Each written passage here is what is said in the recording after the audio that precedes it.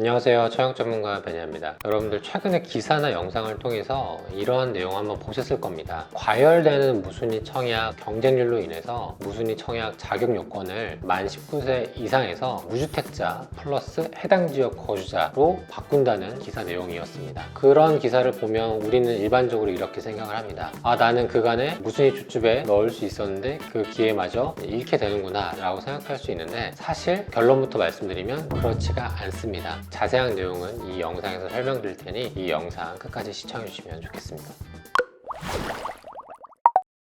아마 이 무순위 줍줍에 대해서 정말 관심이 없는 분들이라고 해도 한 번쯤은 들어보셨을 거라 생각이 듭니다. 기존의 무순위 줍줍은 대한민국에 거주하는 만 19세 이상이라면 주택이 많아도 청약통장이 없어도 누구나 신청할 수 있었습니다. 그래서 화면에서 보시는 것처럼 이렇게 약 한 15만 건의 접수건이 있을 정도로 핫 이슈 중에 하나였는데요. 이러한 부분 때문에 정부에서는 2월 11일에 무순위 청약을 무주택자 그리고 해당 지역 거주자에게 공급한다라는 기사를 냈습니다. 그리고 이러한 내용은 2025년 상반기 중 시행할 예정이라고 하는데, 그러면 앞으로 집이 있는 분들, 해당 지역에 거주하지 않는 분들에게는 기회가 없는 건지, 이런 부분을 한번 팩트 체크를 해보려고 합니다. 그에 앞서서 기존의 무순위 청약은 어떻게 이루어지고 있는지를 간단하게 말씀을 드려볼게요. 청약홈에 들어가면 청약 캘린더를 볼 수 있고, 그 안에서 우리가 일반적인 무순위 청약이라고 하는 것들은 무순위, 임의 공급, 취소 재공급 세 가지를 합쳐서 흔히 무순위 줍줍이라고 해왔습니다. 첫 번째로 무순위는 예를 들어서 100세대 모집에 접수는 100세대 이상이 돼서 완판이 된 거예요. 근데 그 중에서 부적격이 되거나 나중에 본인이 포기를 함으로써 물량들이 새롭게 나오는 것을 무순위라고 하고요. 두 번째로 임의 공급은 100세대 모집에 100세대 지원이 안 된 겁니다. 그래서 이 단지는 아예 완판이 되지 않아서 공급되는, 흔히 말하는 미분양이라고 이해를 하시면 되겠습니다.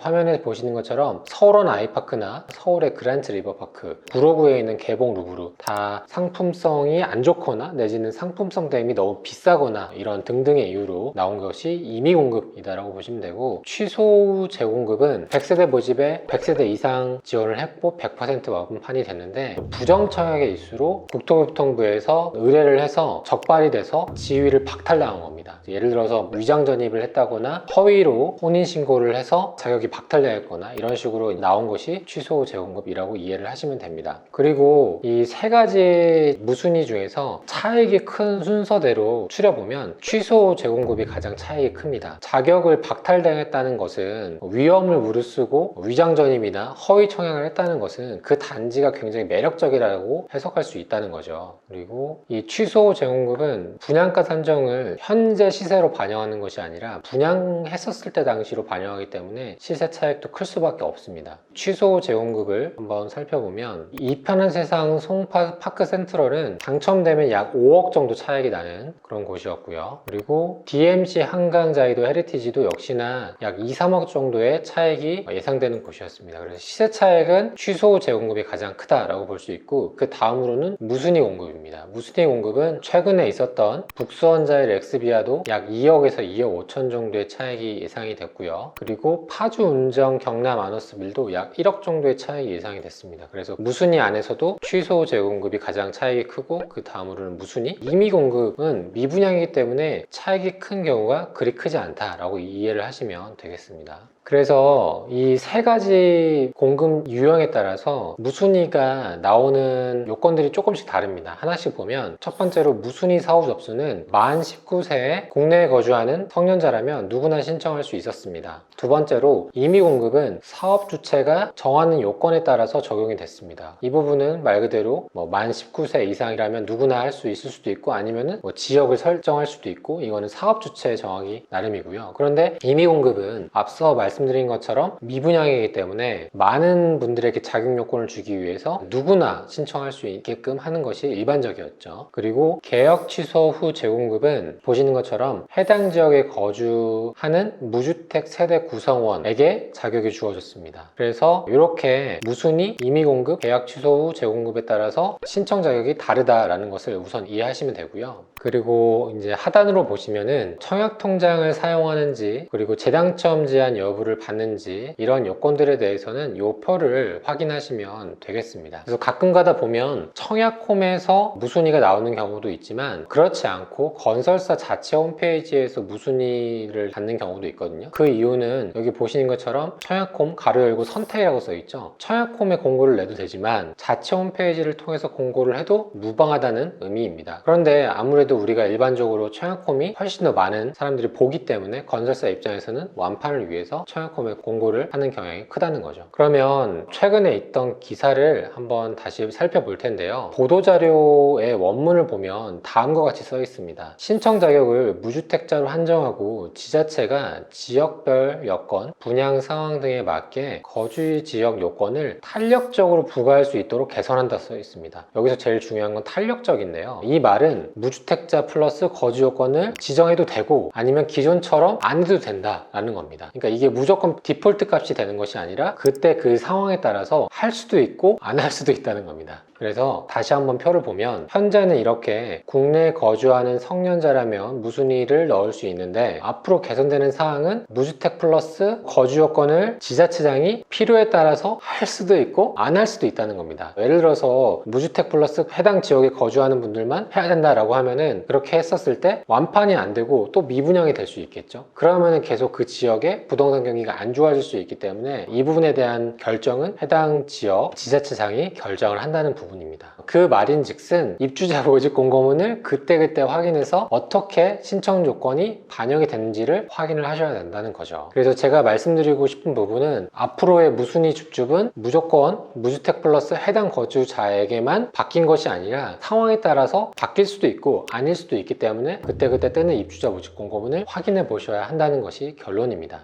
그러면 어떻게 무순위 줍줍 당첨 확률을 높일 수 있는지 팁을 드릴 텐데요. 2024년 2월경에 DH 퍼스티어 아이파크라는 곳이 무순위 줍줍이 있었습니다. 이때 당시에 이곳은 국내에 거주하는 성년자라면 지역과 상관없이 또 청약통장 가입 여부와 무관하게 누구나 신청을 할 수 있었습니다. 당첨 즉시 수억 원의 차익이 나는 단지이니까 많은 분들이 이곳만 관심을 가졌고 실제로 사이트가 마비가 되기도 했습니다. 그런데 재밌는 부분은 그날 동일하게 무순위 줍줍이 있던 곳 중에 한 곳이 이 지행역 센트리빌 파크뷰입니다. 이곳은 경기도 동두천시에 위치해 있기 때문에 누가 봐도 동두천은 뭐 군인도 많고 외국인도 많이 사니까 별로겠지 이렇게 생각하고 그냥 흘려보냈는데 제 스터디를 들은 수강생분이 지행역 센트리빌 파크뷰에 신청을 해서 당첨이 됐고 차액이 약 한 4천만 원 정도 났습니다. 그래서 제가 말씀드리고 싶은 부분은 정말 핫한 단지만 노리는 것이 아니라 이렇게 군데군데 숨어져 있는 알짜 단지들도 있기 때문에 그런 곳도 한번 같이 판단을 해보고 신청하는 것이 한 가지 팁이라고 볼 수 있겠고요. 만약에 내가 같이 판단하는 능력이 좀 없다라고 하면은 제가 운영하고 있는 분양권 구독 스터디를 통해서도 정보와 예상되는 프리미엄도 설명드리기 때문에 참고하시면 좋을 것 같습니다. 지금까지 무순위 청약의 의미와 특징 그리고 최근에 변화한 부분에 대한 팩트 체크를 해드렸는데요. 결론은 무순위 줍줍이 무주택자 그리고 해당 거주주만 해당이 되는 것이 아니라 해당 분양단지의 여러 가지 상황을 고려해서 지자체장이 결정하기 때문에 그때그때 공고되는 입주자 모집 공고문을 확인을 해야 된다라고 이해하시면 되겠습니다. 그 말인즉슨 집이 있는 분들 또 가점이 낮은 분들에게도 아직도 기회가 많기 때문에 낙담하지 마시고 꾸준히 공부하시고 기회를 잡으셨으면 좋겠습니다. 오늘 제가 준비한 영상 여기까지고 또 다음에 좋은 영상으로 찾아뵙겠습니다. 감사합니다.